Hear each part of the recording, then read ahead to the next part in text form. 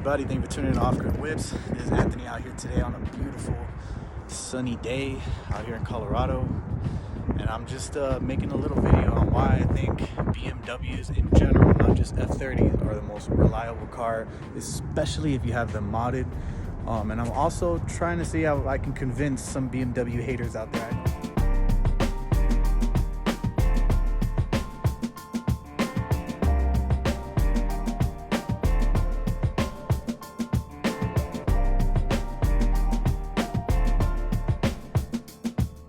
So here's a quick little rundown on what I've done to my F30. The first mod that I ever did to this car was I deleted the muffler. I got this rear diffuser and this carbon fiber muffler tips, and I obviously completely changed the sound of the car. Second thing I did was I got boot mod stage 1, which runs about $600. Completely changes the performance of the car. It unlocks everything, take off the speed limiter, just changes the car completely. I recommend you do that first. You get yourself a boot mod stage 1, and then inside under the hood I changed the downpipe to a Vrsf downpipe.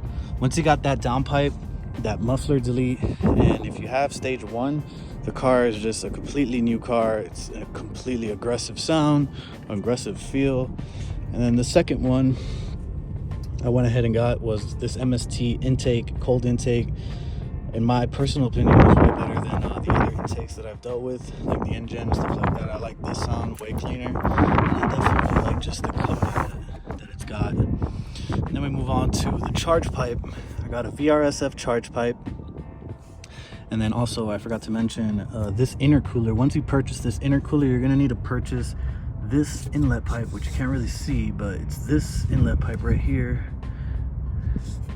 You need to buy that Mst inlet pipe along with this intake, which they don't tell you that.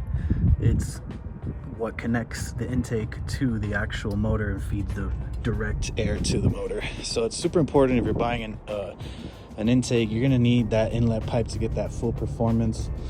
And then, like I said, the charge pipe is also a super important thing to change once you've gone stage 1 and you've got your charge pipe, you've got your muffler delete, and you've got your intercooler.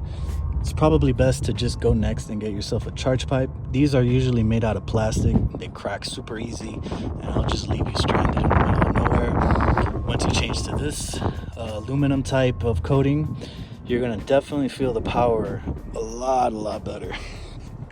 So then moving on to the next upgrade, we got a Vrsf intercooler, which is kind of costly, but it allows you to go to stage 2. Once you've got the downpipe, the intercooler, and the charge pipe, boot mod will allow you to go to stage 2. Completely new performance and just a whole nother world. But in my personal opinion, with these mods and that one stage 1 tune, this car right here can last you easily 300,000 miles without any sort of issues, maintaining it on your own without ever having to go to a BMW dealer. And the way that I do that is by doing my own oil changes. And even if I'm not doing my own oil changes, I'll go to a regular place that does oil changes, like that allows you to take your own oil, which, you know, there's not many places that do that, but you could definitely find a place that will charge you $40 and you could bring your own oil. And step 2 to that process is you do not buy BMW oil. You buy liquid moly gen oil to your specific thickness, and then you take that jug and that man filter with your O-rings that you can buy on FCP. I'll link it down in the description. You order that oil with the filter, and then you take that oil to a Jiffy Lube or to any oil place, and they will hook you up for $40, and your oil change will be a max of $80. And it will last you about 6,000 miles. If you don't drive like me, then you could definitely push it, you know, a little longer. So that's my tip for my tire tips. I know a lot of BMW guys like to stick, or, you know, just in general, a lot of BMW people that take their cars regularly for maintenance at the BMW dealership, which is no hate at all. I would totally be doing that too if I could, but it's just a really costly thing, and sometimes their advice isn't the most efficient advice for you. Last time I took my car to BMW to check out my tires and do an alignment and all that, they were super like enforcing me to get run flat tires, like if I needed it for my car. And I went ahead and I bought them, and I spent $800 for 2 freaking tires on my car, and I never got a flat. I never had to, I mean, I drove literally from Florida to Colorado and I never got a nail. So my best advice to anybody who needs new tires and has a BMW or is looking into BMWs and you're kind of just wondering about tires, do not stress about the tires, and don't get run flat tires. It's super unnecessary. On that topic of wheels and rims, it's super important that if you're trying to go for a staggered look, which means that you got thicker tires in the back than in the front, if you have an X-Drive, it's extremely important that you make sure you got the correct diameters in your tire and your rim for all 4 rims and tires to be spinning at the same time. Because if they're not, you're gonna end up destroying your axle, and that's the reason why you don't buy a BMW.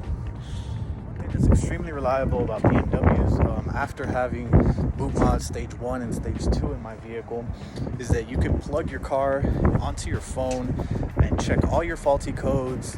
You could run a diagnostic, you could check your horsepower, your torque, how you're running.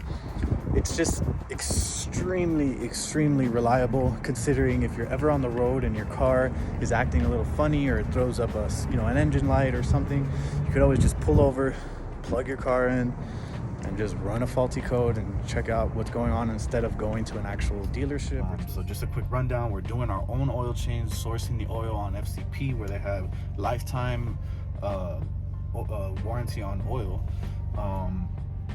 and we're taking that oil and those filters to locally sourced oil changing places. We don't have to go to BMW and buy their oil and do all that. Same probably goes for Audi as well. And then we're gonna, if you ever buy any hardware, you're gonna do the same thing. You're gonna either try to do it yourself.